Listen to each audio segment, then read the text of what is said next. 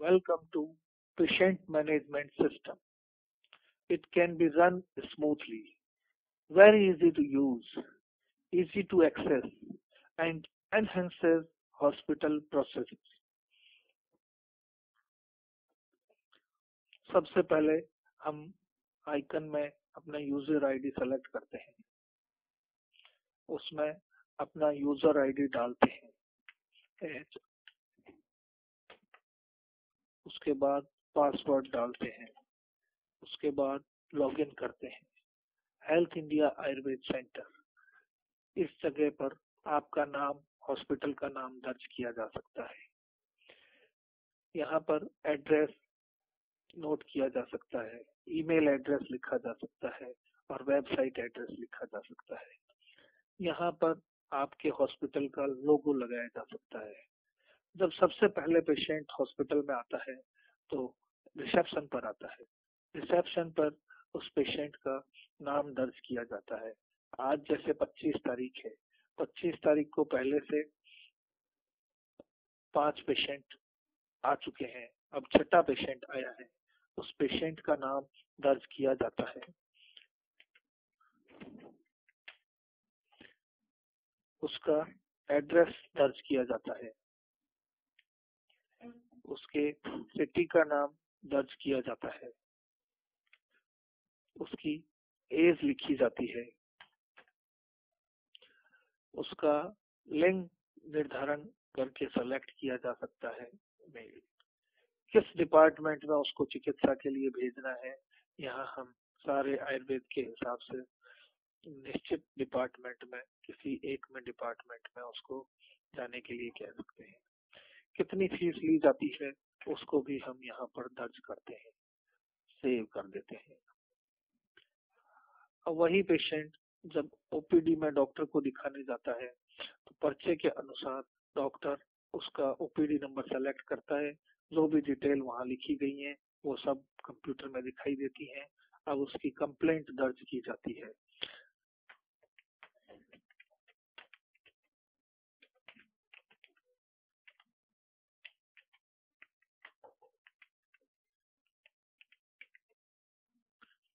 उसकी history select की जाती है।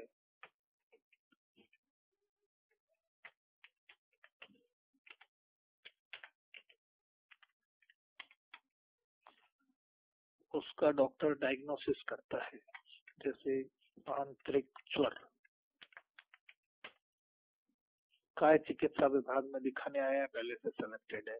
डॉक्टर का नाम हम डाल सकते हैं, अन्यथा या पहले से फीड करके लिख सकते हैं। उसको क्या दवाई दी जाती है उसका निर्धारण यहाँ पे निश्चित करते हैं। जैसे उसको एविपत्तिकर चूर्ण दिया जाता है तो सेलेक्टेड मेडिसिन में से उसको लिख सकते हैं। चार्जेस क्या लिए जाते हैं उसका निर्धारण किया जा सकता है और सेव कर लेते हैं।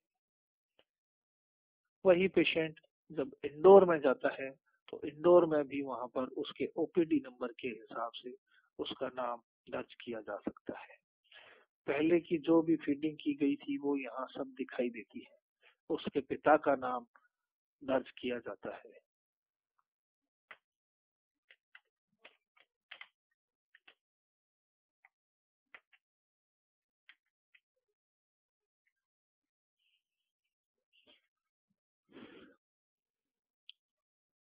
उसके बाद उसको बेड नंबर अलॉट किया जाता है। उसके बाद वो कितने दिन रहेगा इसका अभी निर्धारण नहीं हुआ है, लेकिन अभी तक इसमें कोई डेट नहीं डाली गई है। चार्जेस भी कुछ नहीं लिए गए हैं। जब इसकी उसका डिस्चार्ज होगा तो हम ये सब डेट चेंज कर सकते हैं इस कैलेंडर के अनुसार, और अभी इसको सेव कर दिया जाता है। जब वही पेशेंट डिपार्टमेंट में जाता है तो उसका आईपीडी नंबर सेलेक्ट कर लिया जाता है। वही पेशेंट की सारी डिटेल इस कंप्यूटर में वापस दिखाई देने लगती है। इंडोर पेशेंट के हिसाब से क्या ट्रीटमेंट दिया जाना है उसका तय यहाँ पे किया जाता है। सो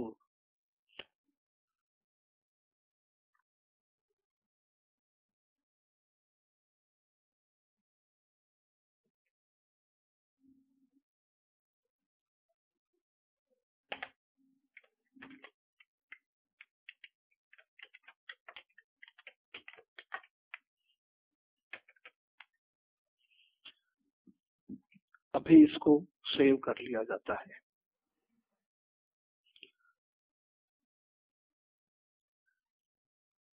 फिर यही पेशेंट की यदि छुट्टी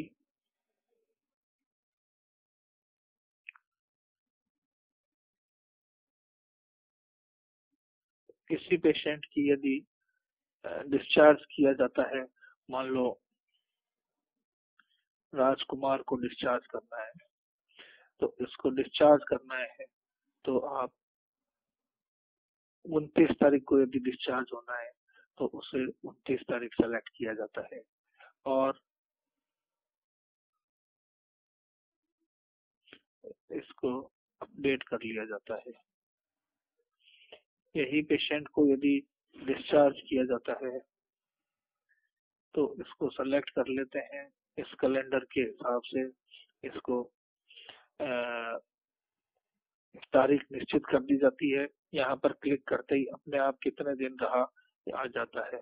चार्जेस क्या लिया गया, मान लो 100 रुपए डेली के लिए जा रहे हैं तो 400 रुपए आप सेलेक्ट कर सकते हैं।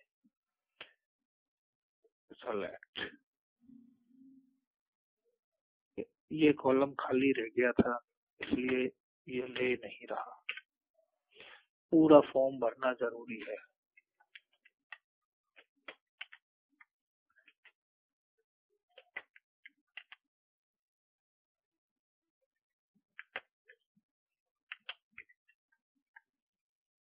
अब कंप्लीट फॉर्म भरा जा चुका है, इसको सेव कर लेते हैं। अब वही पेशेंट जब आईपीडी में हम ढूंढते हैं तो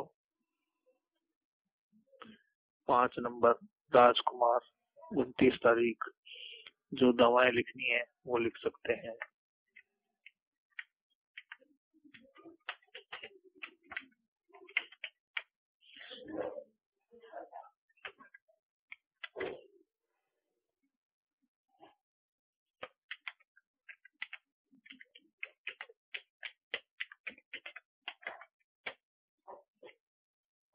अब इसको सेव किया जाता है।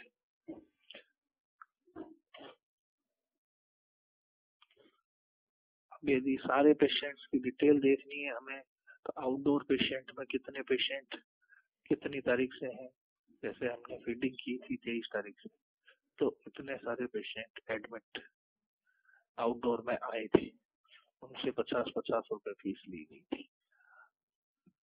अब ओपीडी रजिस्टर देखते हैं डिपार्टमेंट वाइज, काय चिकित्सा में कितने पेशेंट आए 25 तारीख को, उसको निर्धारण कर सकते हैं राजेश राजकुमार। ठीक है ना। अब इंडोर पेशेंट में आपके कितने पेशेंट आए हैं उसको हम निर्धारण देख सकते हैं। राजकुमार की 2 बार फीडिंग हो गई है, इस तारीख को आया है, ये परेशानी थी और उसे पहले 4 दिन रहा पेशेंट, यूं करके ये हम टोटल एडमिटेड पेशेंट को भी यहाँ देख सकते हैं।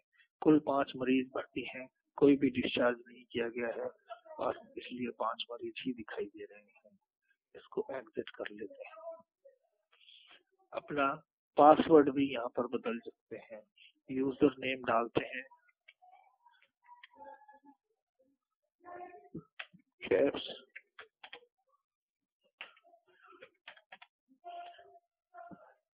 ओके। यहाँ पर क्लिक करने से सारे डॉक्टर्स जो आपके हॉस्पिटल में है उनका नाम दर्ज करके सेव किया जा सकता है। किस डिपार्टमेंट के कौन से डॉक्टर हैं उन्हें सेलेक्ट किया जा सकता है। इस तरीके से यह सेव करके इसको कंप्लीट फॉर्म किया जा सकता है।